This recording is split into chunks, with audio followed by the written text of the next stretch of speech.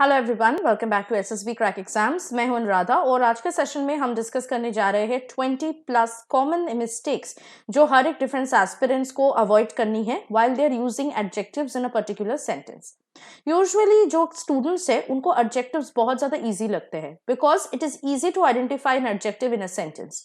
But जब बात आती है कुछ कंफ्यूजिंग एडजेक्टिव्स के तो वहां पे स्टूडेंट्स जो है काफी कंफ्यूज हो जाते हैं that how to use these kind of adjectives in what context of a sentence. तो आज के सेशन में आपको बिल्कुल एंड तक देखना पड़ेगा in order to know what kind of adjectives are used in a sentence and in which context. But before looking into those errors जो आप कमिट कर सकते हैं, let us see first of all what is an adjective. Adjective क्या है? Adjective को in short हम describing word कहते हैं। बेसिकली ये कोई नाउन या कोई भी प्रोनाउन को डिस्क्राइब करता है।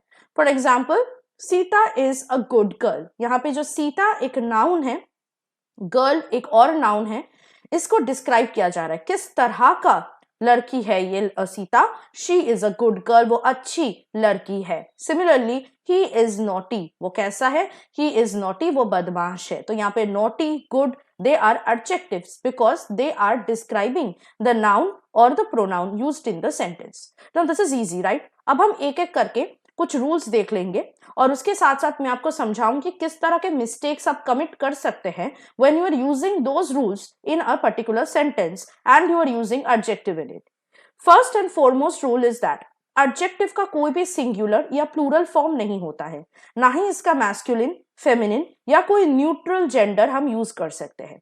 सेकेंडली, एडजेक्टिव्स हमेशा एक नाउन से पहले यूज होता है। It is always used before a noun. But कभी कभी एक एडजेक्टिव सेंटेंस के लास्ट में भी यूज हो सकता है। उस केस में वो उसी सब्जेक्ट को डिस्क्राइब करेगा जो सेंटेंस में ओरिजिनल ट्रू सब्जेक्ट है। फॉर एग्जाम्पल, टॉम इज शाई। आप यहाँ पे देख सकते हैं जो एडजेक्टिव है शाई, ये टॉम को डिस्क्राइब कर रहा है। Tom is what? Subject of this sentence. तो यहाँ पे आप देख सकते हैं कि ये जो एडजेक्टिव है शाई, ये सेंटेंस के बिल्कुल एंड में आप यूज किए हो। So, one of the formats in which you can use adjective in a sentence is subject plus to be or any verb and then adjective at the end of it. इसका और एक तरीका जो बहुत commonly हम लोग बात कर रहे थे, that before a noun always adjective is used. वैसा हम एक एग्जांपल देख सकते हैं, Peter has a fast car. किस तरह का कार है उनके पास? एक फास्ट कार। तो फास्ट एडजेक्टिव है क्योंकि ये कार को डिस्क्राइब कर रहा है। अब आप देख सकते हैं इसका फॉर्मेट हो जाएगा subject plus verb plus adjective plus noun. So noun car से पहले एडजेक्टिव वर्ब जो है, एडजेक्टिव फास्ट जो है, वो यूज हुआ है। सेकेंड, बहुत importantly, candidates get confuse when they are using more than one adjective in a sentence. जब एक से ज्यादा एडजेक्टिव सेंटेंस में हो तो कंफ्यूजन और भी बढ़ जाता है किस ऑर्डर में हमें कौन से एडजेक्टिव को यूज करना पड़ेगा। Now you know there are different kinds of adjectives और उसके लिए आप मेरे जो सेशंस है, जो मैंने लेक्चर्स कंडक्ट किए हैं ऑन द एडजेक्टिव्स, आप उनको वॉच कर सकते हो, देख सकते हो but subscribing to the courses. However मैं आपको यहाँ पे बता देती हूँ इन शॉर्ट किस तरह यूज करना है। पहले आपको एक आर्टिकल या डिटरमाइनर यूज करना पड़ेगा जैसे ए एंड द। उसके बाद आपको एडजेक्टिव ऑफ क्वांटिटी या नंबर यूज करना है। उसके बाद आपको यूज करना है एडजेक्टिव ऑफ क्वालिटी और ओपिनियन। उसके बाद आपको कोई भी साइज, अगर कोई साइज है सेंटेंस में, okay, big, small, huge, tiny, तो ऐसे यूज करना है। उसके बाद आपको एज यूज करना है, old, new, 3 year old, what. उसके बाद आपको शेप यूज करना है, round, heart shaped, Oval, square, rectangular. उसके बाद आपको कलर यूज करना है जैसे red, gold, red and white. Proper adjective उसके बाद यूज करना है, proper adjective like Italian, Indian, American. उसके बाद आपको यूज करना है एडजेक्टिव ऑफ पर्पस और any kind of qualifier like what kind, okay, like sports, like studies, okay, and then you have to use the noun. ठीक है, तो for example एक सेंटेंस देख लेते हैं कैसे यूज करना है। A beautiful old Italian sports car. Determiner पहले यूज हुआ है, उसके बाद यूज हुआ है आपका ओपिनियन और क्वालिटी वाला एडजेक्टिव जैसे ब्यूटिफुल, उसके बाद एज यूज हुआ है, ओल्ड, उसके बाद यूज हुआ है प्रॉपर एडजेक्टिव इटालियन, उसके बाद यूज हुआ है एडजेक्टिव ऑफ पर्पस और qualifier like sports and then noun car. Similarly the 3 beautiful little gold plates. Similarly, an amazing heart-shaped red and white sofa. तो ये ऑर्डर आपको बहुत अच्छे से याद रखनी है। जब भी आप सेंटेंस में एक से ज्यादा एडजेक्टिव यूज करोगे तो आपको इसी ऑर्डर में करना होगा। Now we are going to move on to the important rules one by one and we will check what kind of errors can you commit in a sentence और इन errors से आपको बचना कैसे है। जब आप adjective of quantity जैसे much, little, enough, sufficient, whole, etc. Use करेंगे सेंटेंस में तो ये हमेशा uncountable noun या फिर singular noun के साथ यूज होगा because they denote quantity and not number. For example, you will say there was much sugar in my tea क्योंकि sugar uncountable है। A little knowledge is a dangerous thing. Little is an adjective here and knowledge जिसको ये describe कर रहा है, knowledge is an abstract noun which is again uncountable. There's enough food for everyone. Food is again uncountable noun, so enough आपने use किया. The money was not sufficient for the family to survive. Money is uncountable again, so sufficient use हुआ है. I spent the whole summer traveling through Europe. यहाँ पे summer जो है एक singular noun है. We are not talking about many summers. We are talking about one single summer. जब Europe से आप लोगों ने ट्रैवल किया है, मैंने ट्रैवल किया है. So whole use हुआ है for the singular noun summer. Similarly यहाँ पे कुछ बहुत इंपॉर्टेंट एडजेक्टिव्स है जिसके साथ आर्टिकल्स यूज करने से या आर्टिकल्स नहीं यूज करने से बहुत सारे मीनिंग्स बनते हैं। For example the word few, this is an adjective of number. इसके साथ अगर आप आर्टिकल नहीं यूज करते हो, कोई भी article, you only using few, इसका मतलब होगा not many, that means not at all, nothing, zero. अगर आप इसके साथ आर्टिकल अ यूज करते हो, अ फ्यू, तो ये हो जाएगा a very small amount, some at least. अगर द यूज करते हो फ्यू के साथ, द फ्यू, तो ये हो जाएगा जितना भी है, जितना कम अमाउंट में है, सब का सब, सारा का सारा, whatever there is. For example, few women are true from fault, मतलब कोई भी ऐसा विमेन नहीं है, कोई भी ऐसा स्त्री नहीं है जिसके अंदर कोई फॉल्ट ना हो। सो फ्यू यहाँ पे यूज हुआ है। आप ये कभी मत सोचिएगा फ्यू मतलब बहुत कम विमेन, नो, यहाँ पे कोई भी आर्टिकल नहीं यूज हो रहा है, फ्यू यूज हो रहा है, इसका मतलब है no women. I read a few novels, मैंने बस कुछ ही नॉवेल्स पढ़े हैं, बहुत कम अमाउंट के novels. I read the few novels I had, मेरे पास बहुत कम नॉवेल्स थे और सारा का सारा मैंने पढ़ लिया है। Okay, now similarly there is another adjective of quantity called little. अब इसके साथ भी आर्टिकल्स यूज करके या ना यूज करके भी similar kind of meanings, different meanings बन सकता है। जैसे अगर आप लिटिल के साथ कोई आर्टिकल ना यूज करो, you are using only little, that means nothing, null, zero. A use करोगे तो अ लिटिल होगा, इसका मतलब है बहुत कम। और द अगर यूज करोगे लिटिल के साथ तो द लिटिल होगा, इसका मतलब है जितना भी थोड़ा सा है सब का सब, ऑलमोस्ट सिमिलर टू फ्यू। लेकिन डिफरेंस क्या है, few, a few, the few आप काउंटेबल नाउन्स के साथ यूज करोगे और little, a little, the little आप अनकाउंटेबल नाउन्स के साथ यूज करोगे। जैसे there is little water in the vase, इसका मतलब है वास में कोई भी पानी नहीं है, क्योंकि कोई आर्टिकल यूज नहीं हुआ है लिटिल के साथ। लेकिन अगर आप कहते हो a little knowledge is a dangerous thing, इसका मतलब है बहुत कम नॉलेज एक बहुत खतरनाक चीज है। Okay, so a little means a very small amount. If I say the little money I had I gave it to the poor man, इसका मतलब है मेरे पास बहुत कम पैसे थे और सारा का सारा मैंने उस गरीब आदमी को दे दिया। ओके, सो आई होप ये बहुत ही क्लियर हो गया क्योंकि ये रूल्स बहुत इंपॉर्टेंट है। नेक्स्ट रूल पे चलते हैं। वर्ड्स, कुछ वर्ड्स ऐसे हैं, ओके, जो एडजेक्टिव ऑफ नंबर जिनको हम कहते हैं, and they should be used only with countable nouns, और जो अनकाउंटेबल नाउन्स है उसके साथ आप हमेशा एडजेक्टिव्स ऑफ क्वांटिटी यूज करोगे। ठीक है, जो ऑलरेडी हमने एक रूल उस पर देख लिया था, जैसे सम हो गया, जैसे मच हो गया, लिटिल हो गया, ये हम अनकाउंटेबल नाउन के साथ यूज करेंगे। लेकिन एडजेक्टिव ऑफ नंबर जैसे ऑल, मेनी, सम, फ्यू, ये हमेशा काउंटेबल नाउन्स के साथ यूज करना है because you can count them, they are countable. For example, she has many pet cats, cats को आप काउंट कर सकते हो, तो इसलिए आपने यहाँ पे मेनी यूज किया। Never use she has much pet cats, ये हम कभी यूज नहीं करेंगे। All my friends are planning for the trip, मेरे सारे दोस्त ट्रिप के लिए प्लान कर रहे हैं। Some students want an extra class. A few dogs are aggressive, बहुत कम ऐसे डॉग्स है जो अग्रेसिव है। I had 3 cupcakes in this morning, okay, या दिस मॉर्निंग। तो यहाँ पे 3 जो है it's also adjective of number. अब कुछ ऐसे वर्ड्स है जैसे some, all, any, no, most, जो आपने भी आई थिंक नोट किया है, जो कि आप एडजेक्टिव ऑफ नंबर और एडजेक्टिव ऑफ क्वांटिटी दोनों एडजेक्टिव के हिसाब से ही यूज कर सकते हैं।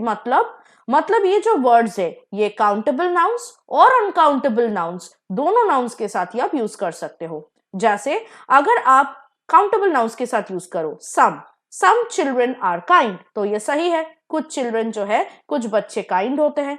Similarly some can also be used with adjective of quantity, मतलब अनकाउंटेबल नाउन्स के साथ भी यूज कर सकते हैं। Give me some money is uncountable, तो आप यहाँ पे सम यूज कर सकते हैं। सिमिलरली नो आप काउंटेबल नाउन्स के साथ यूज कर सकते हैं, जैसे there are no girls in the class, girls are countable nouns. या you can also use it with uncountable nouns, there is no milk in the bottle, milk is uncountable, और इसके साथ भी आप नो यूज कर सकते हैं। तो ये कुछ एक्सेप्शंस है जिसके बारे में आपको ध्यान रखना पड़ेगा।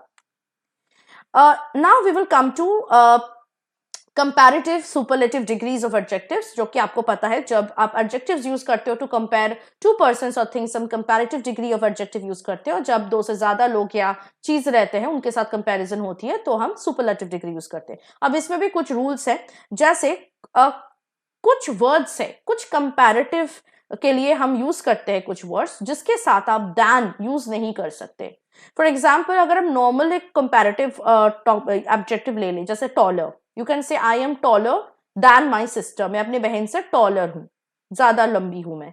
लेकिन इन वर्ड्स के लिए आप दैन यूज नहीं कर सकते, आपको इन वर्ड्स के लिए टू यूज करना होगा। अब ये कौन से वर्ड्स है? Superior, inferior, senior, junior, prior, anterior, posterior, exterior. अगर आप बहुत आसानी से इनको याद रखना चाहते हो तो आप देख सकते हो हर वर्ड्स के लास्ट में IOR, ओके, ये आ रहा है, IOR जो है ये सफिक्स आ रहा है, तो आप ऐसे इनको याद रख सकते हो।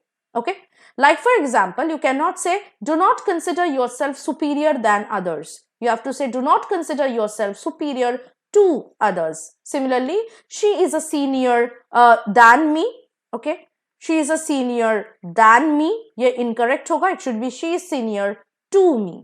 We had organized many big events prior than this one, this is incorrect, it should be we had organized many big events prior to this one. आगे बढ़ते हैं।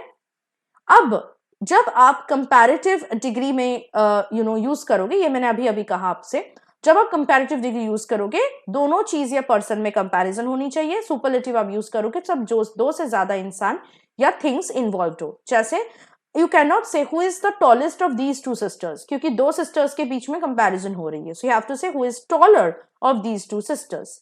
Similarly you can not say who is smarter of these 5 brothers, यहाँ पे 5 लोग हैं तो you have to say who is the smartest of these 5 brothers. ये तो बहुत ही सिंपल है, आपको पता होगा। आगे बढ़ते हैं ना। आपने एक चीज नोटिस किया होगा कि सुपरलेटिव डिग्री से पहले हमेशा आपको आर्टिकल द का यूज करना पड़ता है। This is very very important, never forget that. So you will not say Reena is naughtiest student in the class. You will have to say Reena is the naughtiest student in the class. Similarly, you cannot say Pralay is most intelligent student I have ever taught. You have to say Pralay is the most intelligent student I have ever taught. तो यहाँ पे the का use करना बहुत ही जरूरी है। Next, अब कुछ ऐसे वर्ड्स हैं जिनके साथ आप डबल कंपैरेटिव या डबल सुपरलेटिव यूज नहीं कर सकते। This is strictly a no in English grammar, so you cannot use double comparative or double superlatives. Example देख लेते हैं। You cannot say she is more senior to me. You have to say she is senior to me. Simple. आप नहीं बोल सकते he is more taller than me. You have to say he is taller than me. You cannot say the girl is the most cleverest among her 5 sisters. You have to say the girl is the cleverest among her 5 sisters. तो double comparative और double superlative allowed नहीं है। Next, very importantly, जब एक ही इंसान एक ही चीज में एक ही चीज के अंदर या एक ही इंसान के अंदर 2-3 एडजेक्टिव्स हो, 2-3 क्वालिटीज हो और उनमें कंपैरिजन हो रही हो, तो उस केस में आपको कभी भी कंपैरेटिव डिग्री के लिए ER का यूज नहीं करना है। आपको मोर का यूज करना है। जो भी क्वालिटी उनके अंदर ज्यादा है उस क्वालिटी से पहले, उस एडजेक्टिव से पहले। एक एग्जाम्पल देख लेते हैं।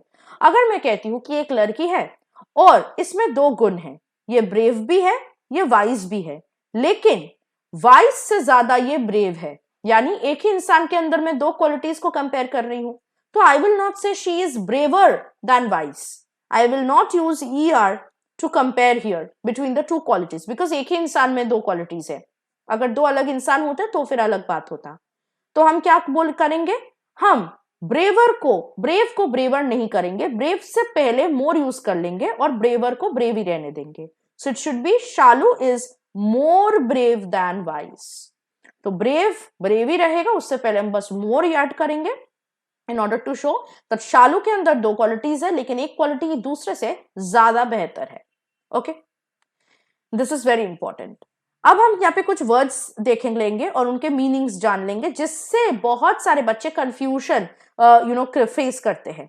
जैसे the use of later, latest, latter and last. Very importantly अच्छे से सुनिएगा।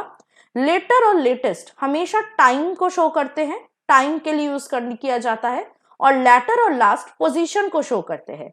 जैसे एग्जाम्पल ले लेते हैं, she later refuse to come, मतलब पहले वो हाँ की थी कि वो आएगी, लेकिन बाद में जाके वो रिफ्यूज कर दी कि वो नहीं आएगी।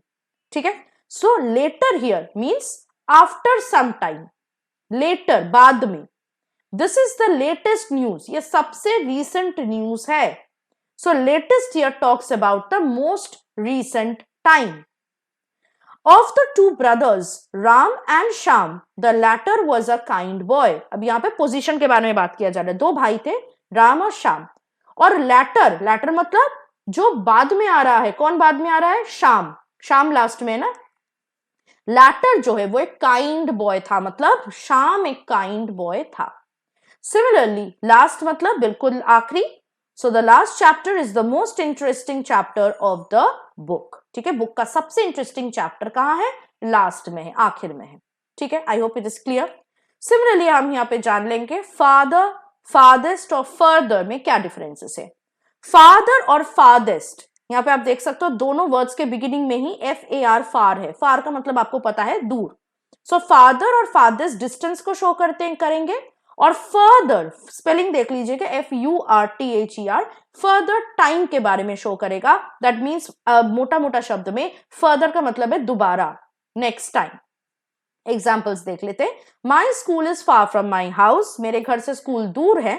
But it is farther from my uncles, लेकिन मेरे अंकल के घर से वो और दूर है। ओके, सो आप देख सकते कंपैरिजन हो रही है, मेरे घर से स्कूल दूर है लेकिन मेरे अंकल के घर से और दूर है।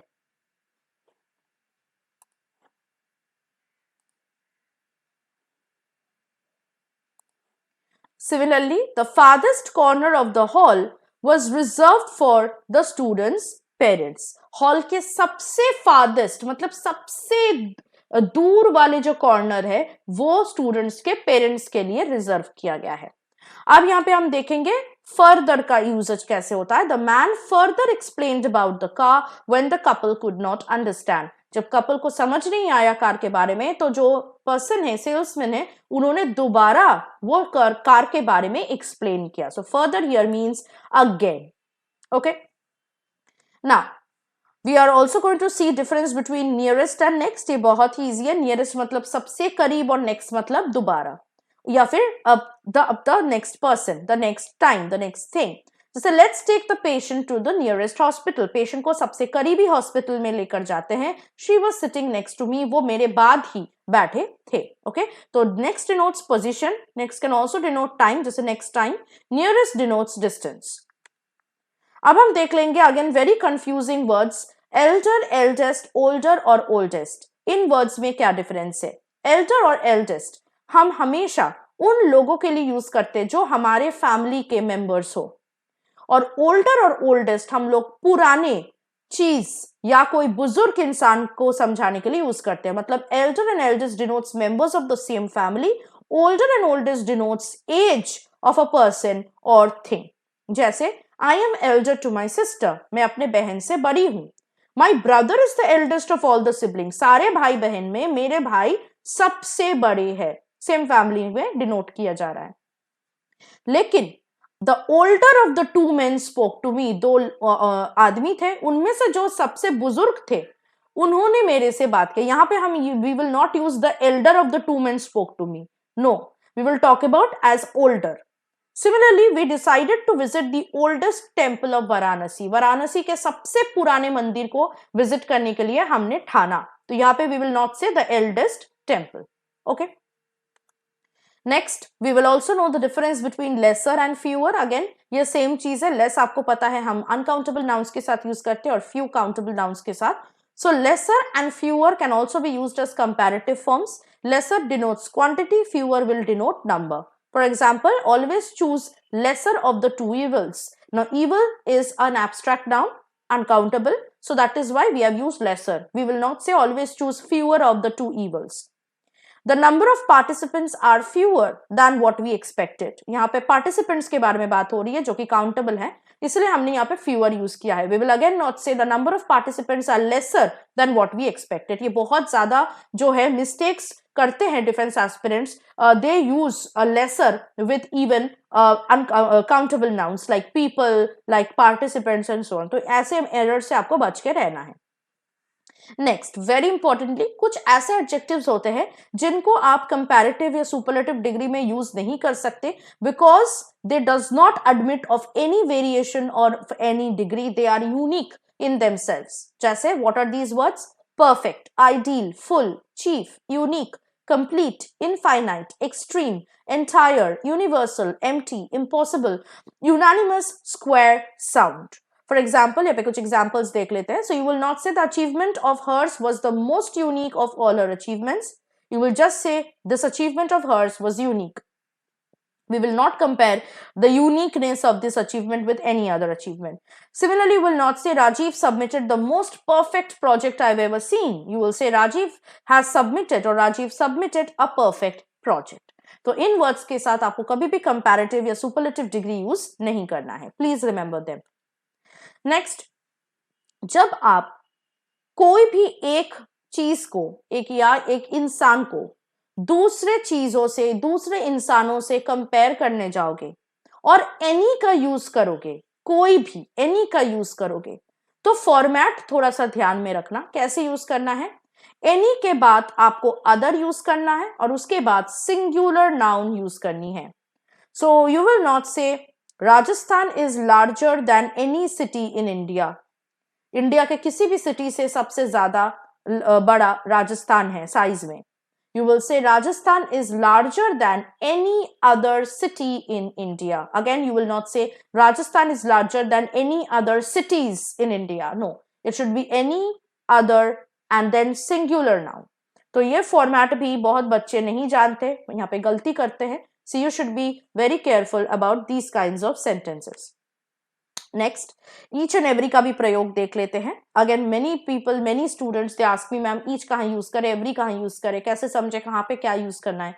तो ईच बेसिकली आप लिमिटेड नंबर के लोगों या इन चीजों के लिए यूज करते हो. स्पेसिफिकली अगर आपको पता है कितने लोग थे, जैसे अगर पता कि 5 लड़कियां थे और हर एक लड़कियों को एक एक प्राइज मिला, या 2 लड़कियां थी उसमें से दोनों लड़कियों को ही एक एक करके प्राइज मिला, तो you will say each one of the 2 girls was given a prize. You will never say every one of the 2 girls was given a prize. Every आप तभी यूज करोगे जब आपको नंबर के बारे में नहीं पता है, कितने लोग थे वो आपको नहीं पता है. For example, you can say every one of the students in the class was given a prize. क्योंकि क्लास में 50 बच्चे भी हो सकते हैं, 20 भी हो सकते हैं, 30 भी हो सकते हैं. You never know. ओके लेकिन अगर आपको पता है कि क्लास में 30 बच्चे हैं तो आप क्या कहोगे? You will say each one of the 30 students in the class was given a prize. वहां पे आप अगेन एवरी यूज नहीं करोगे. तो अगेन बहुत सारे एस्पिरेंट्स को ईच और एवरी के यूज में थोड़ा सा प्रॉब्लम होती है, तो आपको ऐसे चीजों से सावधानी रखनी पड़ेगी और आपको क्लैरिटी भी आ गया है कहां पे क्या यूज करना है. Last rule that we are going to see here is some और एनी का यूजर, जो अगेन बहुत बच्चे जो है क्लैरिफिटी नहीं होती है तो थोड़ा कंफ्यूज हो जाते हैं और एक दूसरे के जगह पे यूज करते हैं. फॉर एग्जाम्पल, सम जो है एफर्मेटिव सेंटेंस में यूज होगा, मतलब जिस सेंटेंस जनरल कोई चीज के बारे में बात कर रही हो या पॉजिटिव चीजों के बारे में बात कर रही हो.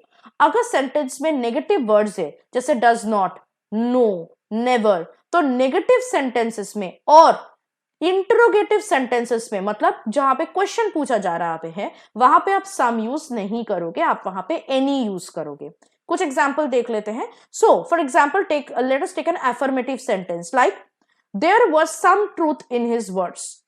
तो यहां पे you will not say there was any truth in his words, ठीक है, ये इनकरेक्ट होगा। आपको बोलना है there was some truth in his words, क्योंकि ये अफर्मेटिव सेंटेंस है। लेकिन अगर आप कहते हो I don't want some snacks, तो ये गलत है, क्योंकि यहाँ पे डोंट है, नेगेटिव सेंटेंस है, तो हमें सम नहीं, यहाँ पे हमें एनी यूज करना है। I don't want any snacks. Okay, so similarly अगर आप क्वेश्चन यूज करना चाहते हो, do you want some apples, गलत है, क्वेश्चन है ये कि आपको कुछ एप्पल्स चाहिए, आपको क्या कहना है, do you want any apples, ठीक है, क्या आपको कोई एप्पल चाहिए।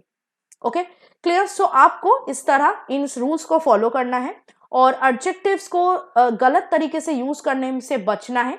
And make sure that you are using these rules, you are remembering these rules and using them in correct way. और जहां पे भी आपको इस तरह के एरर्स दिखे, जो मैंने आज के सेशन में आपसे डिस्कस किया कि इस तरह के एरर्स हो सकते हैं इन रूल से, उनसे बच के रहे। वैसे आपको पता होगा एज अ डिफेंस एस्पिरेंट बहुत सारे डिफेंस रिटन एग्जामिनेशंस में इंग्लिश के सब्जेक्ट से स्पॉटिंग एरर्स के टॉपिक आते हैं, जिसमें आपको एरर पॉइंट आउट करना पड़ता है। So if you use these rules, you will be able to identify the errors in the usage of adjective in a sentence very easily. तो ऐसे टिप्स ट्रिक्स के लिए आपको हमारे लाइव क्लासेस ज्वाइन करनी होगी, जो कि हमारे अपकमिंग एनडीए सीडीएस और एफकेट 1 2024 एग्जाम के लिए स्टार्ट हो चुका है। So join these live classes today and you will know how to prepare for your upcoming written defence examination. अगर आप कोई और भी रिटन डिफेंस एग्जामिनेशन के लिए प्रिपेयर करना चाहते हैं, तो उसके लिए भी हमारे कोर्सेस ऐप में अवेलेबल है। तो आपको हमारे ऐप डाउनलोड करना है, कोर्सेस को एनरोल करना है और एनरोलमेंट के वक्त वॉरियर 10 का कोड यूज करना है, जिससे आपको 10% का डिस्काउंट मिल सके किसी भी कोर्स में। So I hope the session was quite helpful for you and that after going through the session you will have no doubt about how to use adjectives correctly in a sentence. I will see you very soon with another very important session for your upcoming defense examination that as a defense aspirant you should really know about. Till then, stay tuned with us and always stay positive and motivated. Jai. अगर आप एक defence aspirant हैं और SSB interview, NDA, CDS, एफकेट जैसे exams के लिए prepare कर रहे हैं, तो आप एसएसबी क्रैक एग्जाम्स के कोर्स को चेक करना ना भूलें। आप हमारी लर्निंग एप्लीकेशन को गूगल प्ले स्टोर से भी डाउनलोड कर सकते हैं।